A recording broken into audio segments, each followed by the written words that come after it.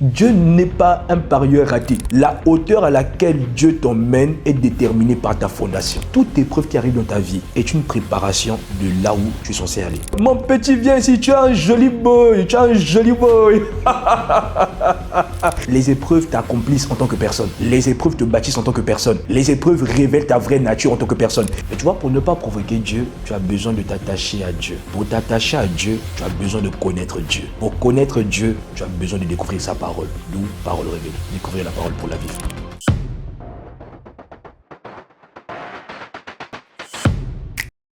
Bonjour à tous. Hello everyone. Buenos dias, buenos tardes, comme vous voulez. En tout cas, bienvenue dans ce nouvel épisode de Paroles révélées. Aujourd'hui, on continue toujours sur notre série. Tout commence par Dieu avec Jésus. Et aujourd'hui, on a l'épisode 3. On a parlé de tout commencer avec Jésus. On a parlé de Jésus t'appelle vraiment. En tout cas, j'espère que tu as été béni. Mais là, on va parler de quelque chose d'important. Tu vois, là, on va parler de quelque chose. Là, je suis détendu. Non, t'inquiète pas, non. Là, on va parler de quelque chose d'important. On va parler, tout est important. On va parler de Jésus te construit. Il te bâtit. Tu vois, l'épisode là, j'avoue que c'est quelque chose. Mais attends, repartons déjà. Notre verset de base, c'est Jean 1, verset 1 à 2. Au commencement était la parole, et la parole était avec Dieu, et la parole était Dieu. Elle était au commencement avec Dieu. Donc cet épisode, c'est vraiment ça. On commence avec la parole. Tout commence par Dieu avec Jésus. Parole révélée, c'est ça. Maintenant, aujourd'hui, on voit l'épisode 3, c'est Jésus te forme, ou bien Jésus te construit, ou bien Jésus te bâtit, c'est comme tu veux. Et comment est-ce que Dieu fait pour former les gens? Comment est-ce qu'on est construit? Comment est-ce qu'on fait? En fait, la vérité est qu'on est construit par la parole. Aussi simple que ça. On est construit par la parole, là, tu vois. Ça se résume en une phrase. Construit par la parole, bâti par la parole. C'est par la parole qu'on est construit. On va lire le verset de Matthieu 7 à 24 à 27. Je vais lire dans la version Bible français courant. La Bible dit: ainsi, quiconque écoute ce que je viens de dire et le met en pratique sera comme un homme intelligent. Toi, tu es intelligent parce que tu écoutes. Et moi aussi, je suis intelligent parce que je écoute. Il dit: ainsi, quiconque écoute ce que je viens de dire et le met en pratique sera comme un homme intelligent qui a bâti sa maison sur le roc. C'est-à-dire que tu as écouté, tu as mis en pratique. C'est pas juste écouter, tu vois. La parole te bâtit uniquement quand tu as écouté et que tu as mis en pratique. Si tu as écouté et que tu n'as pas mis en pratique, lisons la suite, tu vas comprendre pourquoi je dis c'est pas juste écouter, c'est écouter et mettre en pratique. Il dit: et met en pratique sera comme un homme intelligent qui a bâti sa maison sur le roc. La pluie est tombée, les rivières ont débordé, la tempête s'est abattue sur cette maison, mais elle ne s'est pas écroulée car ses fondations étaient posées sur les rocs. Tu vois, le but de construire, ce n'est pas juste parce qu'il faut construire. Le but quand on construit une maison, les fondations, c'est pour solidifier. Les fondations, c'est pour maintenir. Tu vois, quand tu viens à Jésus, Jésus t'appelle, après qu'est-ce qu'il fait? Il veut mettre les fondations. Les fondations, c'est quoi? C'est que tu dois avoir quelque chose sur lequel tu es bâti. Et c'est là qu'il compare les fondations au du roc. Le roc, quand tu es sur du roc, les vents vont venir, les tempêtes vont venir, les tornades vont venir. Tu ne seras pas ébranlé. Voilà pourquoi il faut être construit, il faut être bâti. Mais ça là, c'est par la parole. Regarde maintenant, il dit ce qu'il dit par la suite. Il dit: mais quiconque écoute ce que je viens de dire et ne le met pas en pratique, je répète, mais quiconque écoute ce que je viens de dire et ne le met pas en pratique, tu vois, c'est pas juste écouter, c'est écouter et mettre en pratique. Tu peux écouter si tu ne mets pas en pratique, regarde ce que ça fait quand tu écoutes et que tu n'as pas mis en pratique. Il dit: mais quiconque écoute ce que je viens de dire et ne le met pas en pratique sera comme un homme insensé qui a bâti sa maison sur le sable. D'autres versions disent sera comme un homme fou. Bon, tu n'es pas fou, mais c'est ce que la Bible dit, hein. C'est pas moi, c'est la Bible. Un homme insensé, un homme fou. Tu as écouté mais tu n'as pas mis en pratique. Tu vois? Tu seras comme un homme insensé qui a bâti sa maison sur le sable. La pluie est tombée, les rivières ont débordé, la tempête s'est abattue sur cette maison et elle s'est écroulée. Sa ruine a été complète. Dieu bâtit par la parole. Mais la parole qui bâtit, ce n'est pas la parole que tu as juste écoutée. La parole qui bâtit, c'est la parole avec laquelle tu marches. C'est la parole que tu mets en pratique. C'est la parole que tu rumines jour après jour. Tu fais de ça l'objet de ta méditation. Et comme tu fais de ça l'objet de ta méditation, alors tu marches avec. Beaucoup d'entre nous, hein, et moi j'avoue, j'en faisais partie. Non, j'en faisais partie, t'inquiète pas. Et aujourd'hui, je ne suis pas arrivé, non, pas du tout. Mais on fait de cela, comme le psalmiste a dit, l'objet de notre méditation, afin qu'on puisse pratiquer cela jour après jour. Tu vois, tu peux avoir la parole, tu peux connaître tous les versets bibliques, hein, mais au final, tu n'as pas mis les versets bibliques en pratique, ça ne sert à rien. Vaut mieux connaître un verset biblique que tu as mis en pratique, plutôt que de connaître 100 versets bibliques et que tu n'as pas mis en pratique. Vérité. Non, sérieusement. Non, moi je connais la parole. Mais est-ce que tu vois, la loi de la crédibilité, c'est quoi? C'est dire ce que tu pratiques. Il y a une histoire que je lisais dans un livre et tout. Il y a un homme, on lui demande, il y a une mère qui va avec un enfant.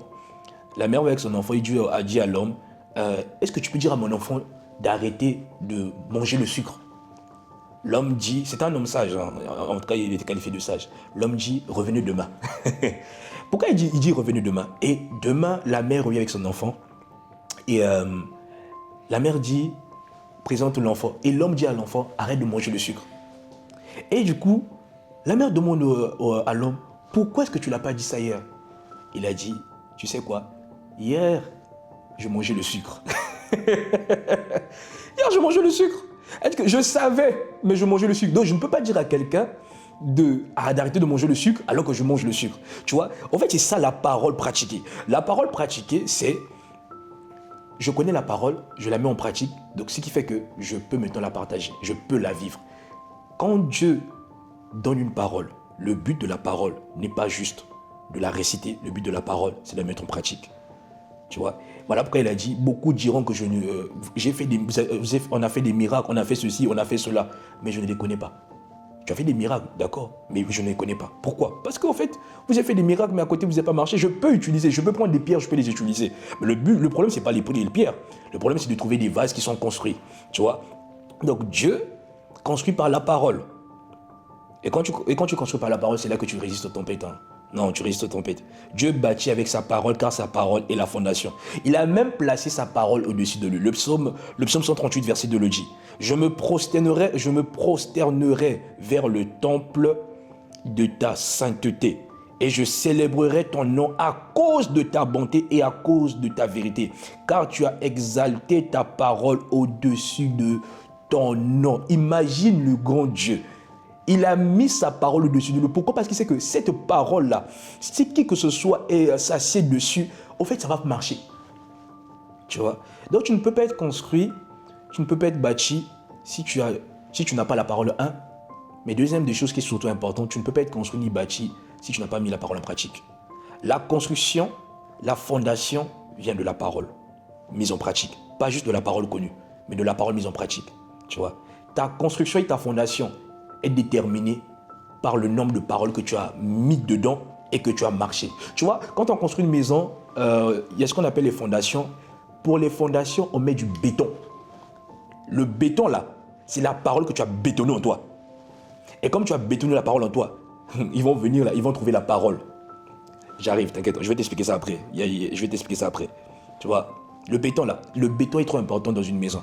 On ne peut pas construire une maison sans mettre les fondations. Quel que soit le niveau, même si c'est juste un seul niveau ou deux niveaux. Bon, déjà, un seul niveau, il faut les fondations. Deux niveaux, il faut plus de fondations. Trois niveaux. Un gratte-ciel, n'en parlons plus. Un gratte-ciel, je crois, il faut creuser au moins même 10, 15, 20, 30, je ne sais pas combien de mètres, mais il faut creuser pour mettre les fondations pour que ça tienne. Pourquoi? Parce que la hauteur à laquelle Dieu t'emmène est déterminée par ta fondation. Hein? Si tu vas aller dans les gratte-ciels avec Dieu, il faut que ta fondation soit profonde. La profondeur de ta fondation, c'est la profondeur, pas de la parole connue, mais de la parole mise en pratique. Hein, tu vois? Les gratte-ciels, là, on construit pas, c'est pas pour rien qu'il y a des endroits où on ne construit pas les gratte-ciels. Parce qu'ils savent que, en fait, on ne peut pas creuser trop loin en profondeur. Mais les gratte-ciels sont construits, il y a des mètres, des mètres. Et les mètres, là, c'est quoi? C'est passer du temps de la parole. Pas juste passer du temps de la parole, mais tu passes du temps de la parole, tu la mets en pratique. Tu la mets en pratique jusqu'à ce que, en fait, tu deviens la parole. C'est ce qu'on appelle la parole faîtière. Tu vois, donc, ça, c'est comme ça que Dieu bâtit. Et je vais te lire un verset, 2 Timothée 3, versets 16 à 17. J'avoue que je lisais ce verset, je m'arrêtais au verset 16. Mais j'ai découvert le verset 17, je me suis dit, wow, mais pourquoi je n'allais pas jusqu'à là? 2 Timothée 3, versets 16 à 17 dit, Toute écriture est inspirée de Dieu et utile pour enseigner la vérité, réfuter l'erreur, corriger les fautes et former à une juste manière de vivre. Regarde, il dit, toute écriture est inspirée de Dieu et utile pour enseigner.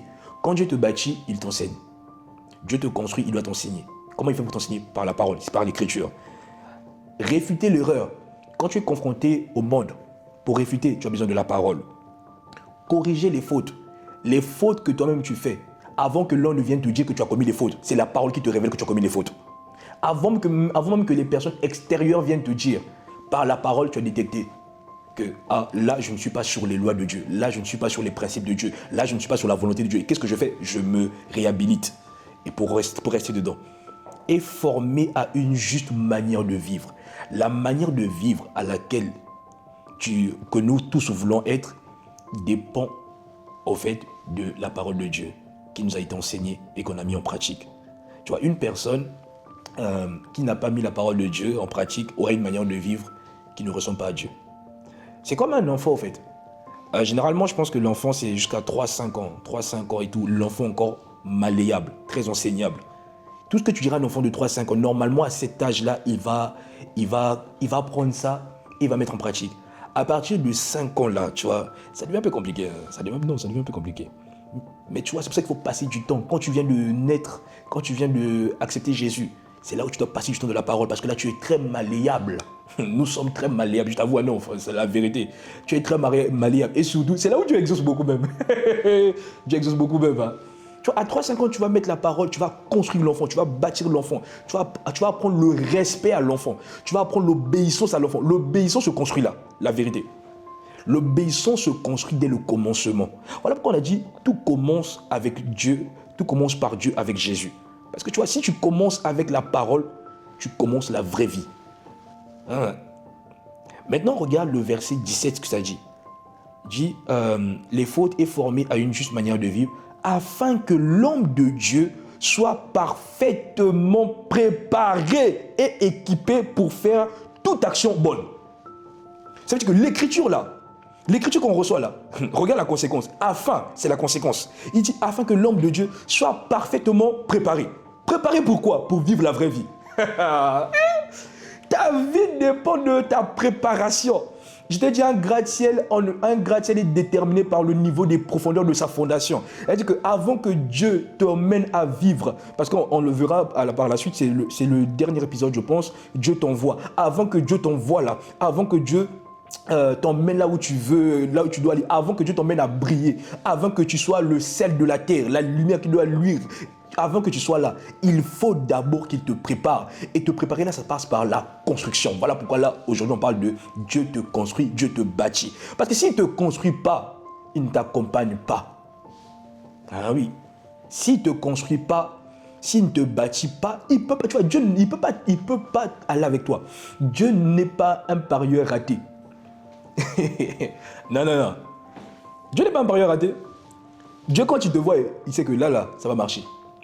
Il a vu David, tout le monde méprisé de tous. Ses paroles l'ont rejeté, enfin, il était méprisé, il y avait le rejet, tout ça là. Mais Dieu a envoyé Samuel. Il a dit, tous ces enfants-là, non, il a dit non, je cherche, il y a un là, il n'est pas là. Dès lors que David est venu, on a détecté, on a dit, lui, c'est lui que je cherche. Est-ce que tu peux être rejeté de tout le monde? Mais Dieu préparait David. Il préparait David où? Dans les champs, c'était le berger. Il a appris à lutter. Pourquoi? Il n'était pas encore en guerre, hein. C'était pas encore un guerrier. Mais il a appris c'était quoi la lutte. Je te dirai une vérité. Tu vois, ta destinée, ta vraie vie se prépare quand tu ne te rends pas compte. Toute épreuve qui arrive dans ta vie, j'ai appris ça, mais dépend, oh my God. Ah non, ça. Toute épreuve qui arrive dans ta vie est une préparation de là où tu es censé aller. Tout ce que Joseph a vécu était une préparation de là où il devait être. Joseph était orgueilleux. Tu vois, quand il a eu les songes où les gerbes de son père et de ses frères se prosternaient devant lui, il allait dire, vous êtes prosternés. Ils ont dit, mais tu te prends pour qui? Donc il a fallu d'abord que Dieu le prépare. Comment on le prépare? Tu es vendu. Mais quoi que quand tu es vendu là, Dieu est avec toi, hein, parce qu'il t'emmène quelque part. Joseph est vendu. Quand Joseph est vendu, il apprend déjà l'humilité. Il est vendu, il va à la maison de Potiphar. La maison de Potiphar là-bas, Qu'est-ce qui se passe? La femme de Potiphar veut le prendre. Mon petit, viens ici, tu es un joli boy. Tu es un joli boy. Tu es un mignon garçon. Mais il a pris la résistance. Hein. Ah oui, oui. Il a pris. Il a dit non, non, non. Je ne peux pas toucher à ce qui appartient au maître. Tu es la femme du maître, qu'est-ce que je peux aller faire? Non, je ne peux pas. Il a refusé. Quand il a refusé, qu'est-ce qui s'est passé? Parce que tu vois, il aurait pu accepter. S'il acceptait, ça veut dire qu'il avait les faveurs de la femme du maître. Il allait être bien. Non, il allait être bien. Tu es dans une maison, tu as les faveurs de la femme du maître. Oh, arrête ça. Tu es dans une entreprise. Imagine, tu es dans une entreprise. Tu as les faveurs de la femme du patron. Est-ce que la femme du patron, c'est elle qui chuchote à l'oreille du patron? Est-ce que quand tu as besoin de quelque chose, tu vas dire, tu vas passer par la femme du patron, elle va chuchoter et tu as les faveurs? Mais lui, il n'a pas fait ça. Non, il n'a pas fait ça. Il a dit non, non, non. Moi, je crains Dieu. Je ne peux pas faire ça. Je ne peux pas toucher. Je ne peux pas toucher, tu vois. Et comme il ne peut pas toucher, la femme de Potiphar s'est fâchée. Elle a dit, je t'envoie en prison. Donc, du coup, Joseph s'est retrouvé en prison. Après la prison, qu'est-ce qui s'est passé? Là-bas aussi, il a pris l'humilité. Tu vois, même de la prison, je t'ai dit, hein, non, sincèrement, toute épreuve auquel tu passes t'emmène vers la vie que tu dois vivre. En prison, Joseph interprétait les rêves. Dieu est en train de le construire, Dieu est en train de le bâtir. Pourquoi? Parce qu'il fallait qu'il développe ce don. Construire, il y a le caractère, il y a le don, il y a le talent, il y a la compétence, il y a tout ça là. Dieu le construisait. Donc quand il a construit, il a interprété les rêves. Et c'est parce qu'il était construit, parce qu'il a développé ce qu'il était censé développer, tu vois. Au fait, il a aiguisé le don d'interprétation des rêves là dans la prison. Parce qu'il a aiguisé ça, Dieu l'a construit et Dieu l'a bâti. Dieu a bâti son humilité. Et parce que Dieu a bâti son humilité, qui s'est passé le jour où la personne est sortie et que Pharaon avait besoin de quelqu'un, on s'est souvenu de lui. Chaque épreuve que tu traverses t'emmène là où Dieu t'attend. Hein? Chaque épreuve. Voilà pourquoi tu ne dois pas te lamenter. Quand tu passes par des temps difficiles, je vais te lire un de mes versets préférés de la Bible. Vraiment, je te dis, moi j'ai appris des choses à mes dépens ici là. Jacques 1, verset 2 à 4, j'aime ce verset. J'ai appris ça il y a une année là, c'était compliqué. It was difficult, but God was here. Ah, Dieu était là. Non, Dieu était là. C'était compliqué, mais Dieu était là. Tu vois, c'était une année compliquée où on cherchait Dieu. On cherchait Dieu, mais les épreuves étaient dures de sorte à ce que je disais, bon, après je me souviens d'une phrase, je disais à Dieu, Seigneur, tu sais quoi, je te permets de tout prendre, mais il faut que tu restes, hein. Parce que là c'est compliqué, mais si je n'étais pas là, moi c'est fini pour moi, Seigneur, tu vois. Jacques 1, verset 2 à 4 dit, mes frères, regardez comme un sujet de joie complète les diverses épreuves auxquelles vous pouvez être exposés. L'autre version dit car, sachant que l'épreuve de votre foi produit la patience. Quand Dieu te construit, il t'apprend à être patient. Sachant que l'épreuve de votre foi produit la patience, mais il faut que la patience accomplisse parfaitement son œuvre afin que vous soyez parfaits et accomplis sans faillir en rien. Tu vois, les épreuves, qu'est-ce que les épreuves produisent? Ils produisent en toi, mais il faut que la patience accomplisse parfaitement son œuvre afin que vous soyez parfaits et accomplis. Les épreuves t'accomplissent en tant que personne. Les épreuves te bâtissent en tant que personne. Les épreuves révèlent ta vraie nature en tant que personne. Les épreuves taillent ton don, ton talent. En fait, tu vois, il ne faut pas maudire les épreuves. Il faut te réjouir quand tu passes par les épreuves. La vérité, si tu as une vie où tu n'as pas d'épreuves, c'est un peu bizarre quand même. C'est bizarre parce que tu vois, Moïse a dû passer par les épreuves. C'est là que dans le désert, là, il a compris. Hein, c'est là que Dieu le taillait. Tu vois? Mais c'est là que Dieu suscite les gens. Dieu bâtit les gens par les épreuves. Tu vois? Et en fait, c'est le point où je veux en venir aujourd'hui. C'est-à-dire Dieu bâtit par la parole. Mais la parole de Dieu, est-ce qu'il te prépare à la bonne manière de vivre? Et pour manifester cette bonne manière de vivre, Dieu te fait passer par les épreuves. Maintenant, en fait, tu vas juste te parler les 3 épreuves qui construisent tout homme. Tout homme est construit par ces 3 épreuves. Tout homme. Parce que si Jésus est passé par ça, tout le monde est passé par ça. Je vais te lire un verset. Bon, aujourd'hui, on va un peu beaucoup lire. 1 Jean, verset 2, 14 à 16. Je vous ai écrit, Père, parce que vous l'avez connu dès le commencement. Je vous ai écrit, Père, parce que vous connaissez celui qui est dès le commencement. Je vous ai écrit, jeunes gens, parce que vous êtes forts. Vous avez vaincu le malin et que la parole de Dieu demeure en vous. La parole de Dieu demeure en vous. Tu vois, attends, je vais te lire ça concrètement. Je vous ai écrit, jeunes gens, parce que vous êtes forts, que la parole de Dieu demeure en vous et que vous avez vaincu le malin, le mauvais. N'aimez pas le monde, ni ce qui est dans le monde. Si quelqu'un aime le monde, l'amour de Dieu n'est pas en lui. L'amour du Père n'est pas en lui. En effet, et ça c'est le verset qui m'intéresse, les 3 épreuves. Les 3 épreuves. En effet, tout ce qui est dans le monde, la convoitise qui est dans l'homme, la convoitise des yeux et l'orgueil dû aux richesses vient non du Père, mais du monde. Les 3 épreuves, c'est ça. Les 3 épreuves. Je vais te lire dans une autre version. Tu vois, j'ai pris plusieurs versions et tout. Parce que la version français courant, attends, je lis dans la version français courant. La version français courant dit, en effet, voici ce qui appartient au monde. La volonté de satisfaire ses propres désirs. Satisfaire ses propres désirs. Tout, je t'assure, hein, tout le monde est confronté à ça. Je veux satisfaire mes propres désirs. Pour te dire vrai, Jésus était confronté dans ça. Dans Matthieu 4, versets 3 à 11. Quand l'ennemi vient tenter Jésus, tu vois, en fait, c'est ce qui se passe dans Matthieu 4. Dans Matthieu 4, verset 3, verset 1 à 11 carrément. Tu vois. Jésus est confronté à ça. On va décortiquer ça. Après, on va s'arrêter là pour cet épisode. Mais les 3 épreuves, c'est ça, en fait. La convoitise. Hein? La convoitise. La convoitise, là, c'est quelque chose de... Pardon. Non, la convoitise, tu vois.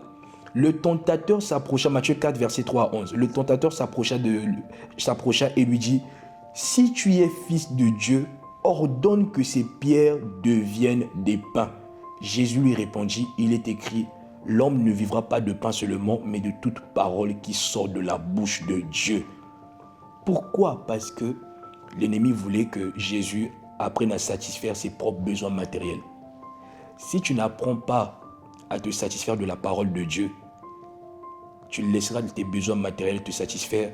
Et si les besoins matériels te satisfont plutôt, tu seras guidé par tes besoins matériels. Mais Dieu te construit avec la parole pour résister. Jésus n'a pas résisté d'une manière, je ne sais pas, pour dire, ah non, non, non. Jésus a résisté avec la parole. Il a dit, il est écrit, l'homme ne se nourrira pas seulement de pain, mais de toute parole qui vient de Dieu. Il a été bâti à l'âge de 12 ans. Ce qui a fait ça, la vérité, ce qui a fait ça, la Bible dit qu'à l'âge de 12 ans, Jésus croissait en sagesse, en stature et en grâce. Il était dans la synagogue pour découvrir la parole de Dieu, pour écouter la parole de Dieu. C'est ça qui a fait que, quand le tentateur est venu, il a répondu par la parole. Tu comprends maintenant qu'on est bâti par la parole. 1. La convoitise de ses désirs, de ses propres besoins. Deuxième chose, regarde, tu vois, la deuxième chose maintenant, le diable le transporta dans la ville sainte, le plaça au sommet du temple et lui dit, si tu es fils de Dieu, jette-toi en bas. En effet, il est écrit, il donnera des ordres à ses anges à ton sujet et ils te porteront sur les mains de peur que ton pied ne heurte une pierre. Jésus lui dit encore, la parole là, la parole c'est quelque chose. Il est aussi écrit, tu ne provoqueras pas le Seigneur ton Dieu. Tu ne provoqueras pas le Seigneur ton Dieu. Tu vois, pourquoi tu veux tester Dieu et chercher la gloire spectaculaire? Pourquoi tu veux faire des choses pour montrer aux gens que je sais? Ça, c'est encore la chair. Hein? Ça, c'est quand tu veux montrer aux gens, ah non, power! It's not bad, hein? But you need to know. C'est pas mauvais, la puissance. Mais il y a des choses que tu n'as pas besoin. Il y a des choses, laisse Dieu faire. Tu vois, quand l'ennemi vient te proposer la gloire spectaculaire comme ça là, toi tu vas dire, oui, donne-moi, moi je vais le non. Hein? Non, non, non, faut pas faire ça, faut pas faire ça. Faut pas faire ça. Faut pas faire ça, tu vois. Il est écrit, tu ne provoqueras pas le Seigneur ton Dieu. Il ne faut pas provoquer Dieu, la famille. Mais tu vois, pour ne pas provoquer Dieu, tu as besoin de t'attacher à Dieu. Pour t'attacher à Dieu, tu as besoin de connaître Dieu. Pour connaître Dieu, tu as besoin de découvrir sa parole. D'où parole révélée. Découvrir la parole pour la vivre. plus tu vas découvrir Dieu, plus tu vas t'attacher à Dieu. Et moins tu seras, et moins tu vas faire sûr. On va aller le dernier maintenant. Le dernier c'est, et ensuite, la Bible dit, le diable le transporta encore sur une montagne très élevée. Lui montra tous les royaumes du monde et leur gloire et lui dit, je te donnerai tout cela si tu te prosternes pour m'adorer. Jésus lui répondit, retire-toi Satan. En effet, il est écrit, c'est le Seigneur ton Dieu que tu adoreras et c'est lui seul que tu serviras. Tu aimeras ton Dieu de tout ton cœur, de toute ton âme, de toutes tes pensées. Il n'y a que Dieu que je vais aimer. Merci de ce que tu veux me donner, mais je n'en veux point. Je suis un passager sur la terre. Hébreux 11, verset 13, si je ne me trompe pas. Je suis un passager. Moi, je suis de passage sur la terre, tu vois. Je suis de passage sur la terre. Et comme je suis de passage sur la terre, je ne veux pas ce que tu vas me donner parce que c'est éphémère. Et comme c'est éphémère, là, moi, je veux la vraie gloire. La vraie gloire, c'est quoi? C'est la gloire que Dieu donne. Tu vois? Il ne s'est pas prosterné. Mais pour ne pas te prosterner, c'est très subtil dans la famille. Pour ne pas se prosterner, si tu ne connais pas Dieu, si tu n'es pas construit avec Dieu, c'est compliqué. Quand on ne se le montre pas, quand on te présente 1 milliard là, non, souvent on aime bien dire, non, moi devant l'argent, je vais résister. C'est vrai, il faut le dire. Mais tu résistes seulement si tu es bâti. Non, arrêtons de se mentir. Tu résistes devant les plaisirs du monde quand tu es construit. Tu résistes devant les choses de ce monde-là quand tu es bâti. Quand on te donne des opportunités, tu sais qu'il ne faut pas aller là-bas, mais toi tu vas aller. Parfois Dieu a dit non, attends. Mais Seigneur, il y a une opportunité. Attends. Toi tu vas aller. Donc les 3 choses, c'est quoi? Les 3 étapes. Les 3 épreuves. Satisfaire les besoins matériels. 2. Tester Dieu et chercher la gloire de Dieu. 3. Obtenir le pouvoir sans passer par la souffrance. Il n'y a aucun pouvoir, il n'y a aucune gloire qui ne peut passer sans la souffrance. Jésus l'a démontré. Voilà pourquoi Philippiens le dit, il s'est humilié lui-même, se rendant obéissant, et même jusqu'à la mort. C'est pourquoi Dieu l'a souverainement élevé. Il s'est humilié et s'est rendu obéissant. Est-ce que si tu veux la gloire, si tu veux l'élévation, tu t'humilies, tu te rends obéissant. L'obéissance, tu ne peux pas obéir quelqu'un que tu ne connais pas. Tu ne peux pas obéir Dieu si tu n'es pas construit. Tu ne peux pas obéir Dieu si tu n'as pas la parole. Dans la famille, vous voyez, en résumé, cet épisode, c'est surtout nous dire que les fondations sont importantes. C'est trop important les fondations. C'est trop important les fondations. Je redis ce que j'ai dit tout à l'heure. La longueur, la hauteur de ton immeuble dépend de tes fondations. Si tu n'as pas les fondations, vaut mieux attendre. Vaut mieux attendre. Ce podcast, la vérité, hein, ça fait quand même longtemps que le Seigneur nous l'a inspiré. Mais ça nous a pris du temps. Ça a pris du temps. Est-ce qu'on est arrivé? Pas du tout. Mais c'est jusqu'à un moment donné, quand le Seigneur te donne le go, tu prends le go et après tu y vas. Tu vois, le plus important, c'est le go. Donc, soyons construits la famille. Dieu construit par la parole. Joseph a été construit par les épreuves. Tu es construit par les épreuves. Ne réunis pas tes épreuves. Ne maudis pas Dieu pour tes épreuves. Bénis Dieu pour tes épreuves. Parce qu'il est en train de te construire. Jésus a été construit. Tu vois, quand Satan a fini avec Jésus, quand Jésus a chassé Satan, c'est là maintenant que le ministère de Jésus a commencé. Donc voilà la famille. Pour aujourd'hui, on s'arrête là.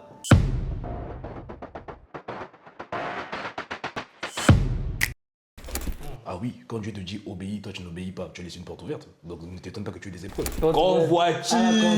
Je veux mourir, je suis fort. Ouais. Je veux mourir. Ah, my God. Ça se rejoint. Tu sais ce qu'on appelle tentation?